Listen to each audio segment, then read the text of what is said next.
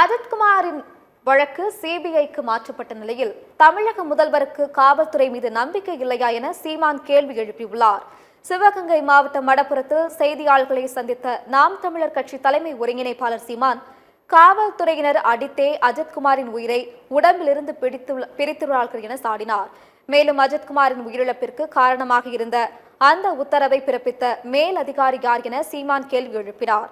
தொடர்ந்து பேசிய அவர், சிபிஐ விசாரணைக்கு உத்தரவிட்ட முதல்வருக்கு தன் கட்டுப்பாட்டில் உள்ள காவல்துறையின் மீது நம்பிக்கை இல்லையா எனவும், முதல்வர் சிபிஐக்கு உத்தரவிட்டது குற்றவாளிகளை மறைக்கும் நடவடிக்கை என விமர்சித்தார்.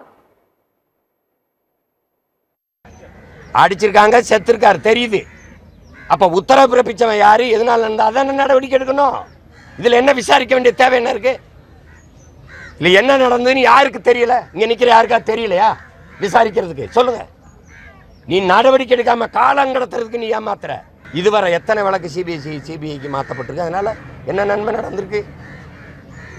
நீங்க தான் எல்லாத்தையும் மத்திய அரசு பறிச்சு வச்சுக்கிறது எல்லா உரிமைங்கிறீங்க. அப்புறம் நீயே மத்திய அரசு கொடுக்குற விசாரிச்சு என்கிட்ட சொல்லு அப்படின்னு. அப்போ உன்னுடைய காவல்துறை தகுதி இருக்குதா, சரியில்லையா?